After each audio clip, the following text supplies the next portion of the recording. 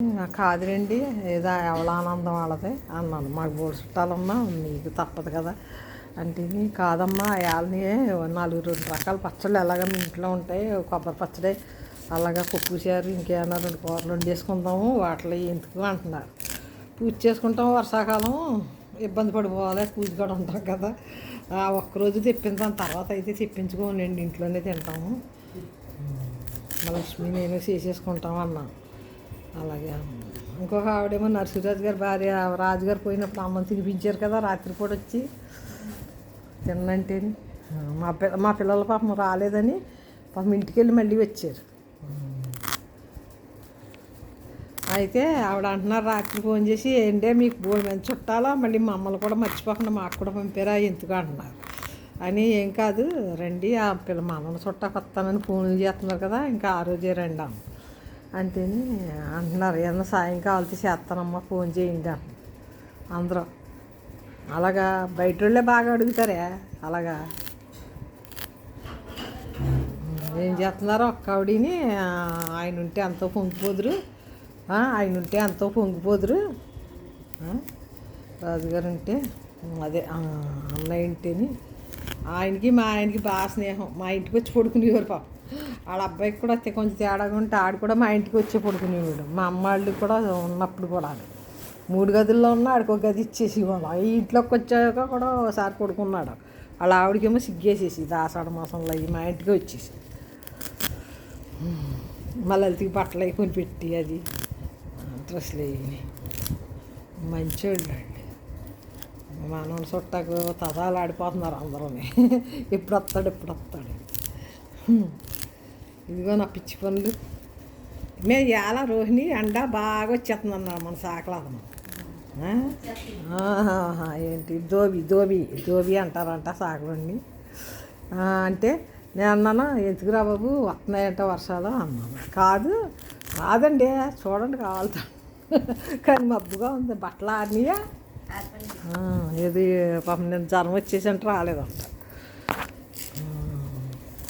ఏంటంటే నేను ఒక్కదాన్నే మనుషుల్ని ఇప్పుడు మీరు 2 రోజులు మానేసారనుకో కరివేపాకు లేదనుకో వెళ్ళండి నేను పంపుతాను. కొంచెం బాక్స్ ఉంటే కొంత ఆడేసుకుంటాం.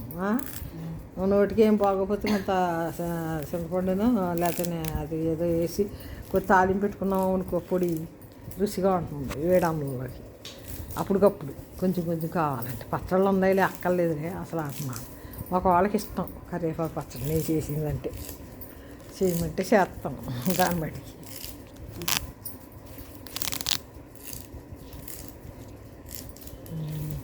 ఇది స్టోరీ. కొత్తిమీర కూడా ఇలాగే ఎండబెట్టేసుకుంటున్నాను. అదొక సీసా ఇదొక సీసా.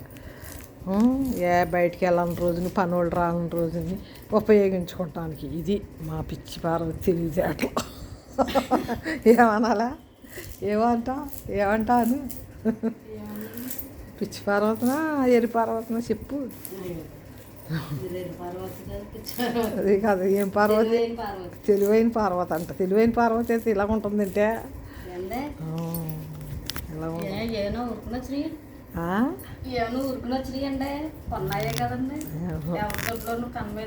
దబ్బలేదా కొన్నయ్యే కాదు ఊరికే వస్తే తీసుకుంటా. ఎందుకు తీసుకోను కాయలు మరి చెరుకోడి నుంచి ఏకంగా 8 కాయలు కలెక్టర్ కాయలు తెచ్చుకున్నాను ఒడియాలకి.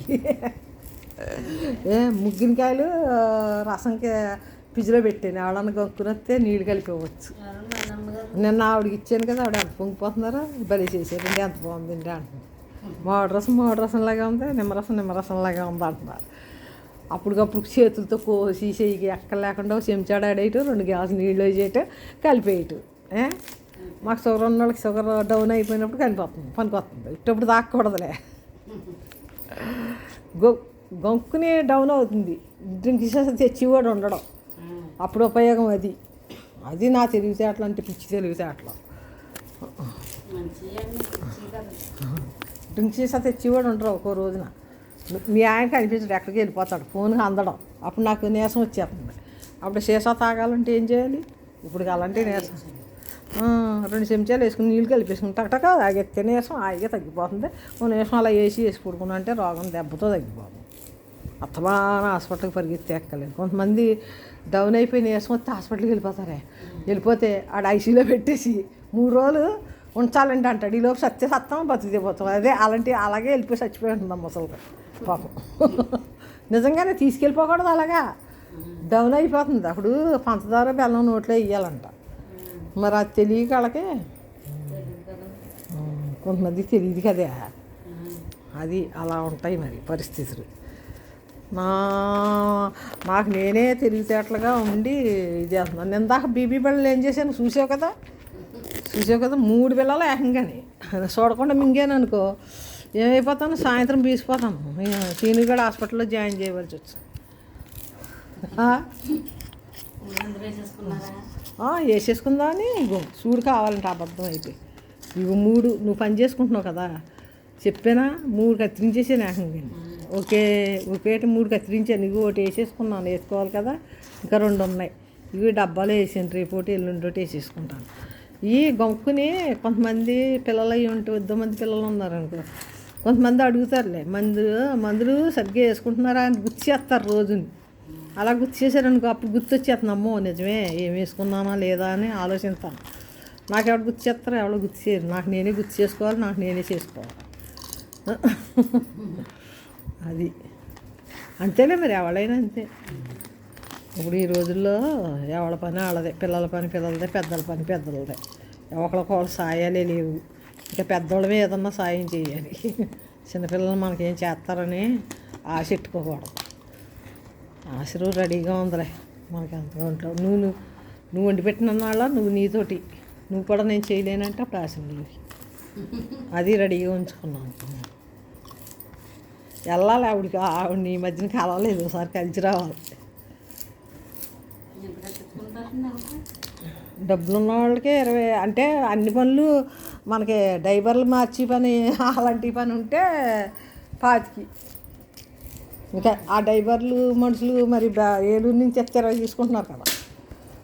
మా పెదరమ్మాయికి ఇప్పుడు 20,000 తీసుకుంటున్నాడు కదా. ఆ మనిషి ఉండడు, ఇంకా ఆ 20,000లోనే ఆవిడ చూసుకుంటుంది, 25,000లోనే ఆవిడ చూసుకుంటుంది. అదే మనకి ఇంక అన్నీ మంచం కాడికి అన్నీ తెచ్చి మంచం మీద స్నానం చేయించి పడమైతే 25. మనం తిరుగుతా అటు ఇటు తిరుగుతా మనం కూడా వంటగదిలోకి కొంచెం సాయం చేసామనుకో, వాళ్ళకన్నా ముసలోళ్ళకి జావలే కాసి ఇచ్చామనుకో రుచిగాని ఊరికే వాళ్ళే అందిస్తారు, నీలాంటి వాళ్ళు అందిస్తారు. మా చెయ్యి వాటం మంచిది కదా, అదే అన్నారు, రుచిగా ఉంటుంది కదా, మీరు సాయం చేయండి ఉండిపోండే వారం రోజులు అంటారు అప్పుడప్పుడు. అది అప్పుడేమో తగ్గింతారు, ఒక 10-15 అలా. ఇంకా అన్నీ వాళ్ళే, మనం ఇంకేమి కొనుక్కోక్కలే. మందులు ఒకటే స్పెషల్గా గది ఇస్తే 10,000 తీసుకుంటారులే. 2-3 మంచాలు ఉన్న వాటిల్లో అయితే అంత తీసుకోరు.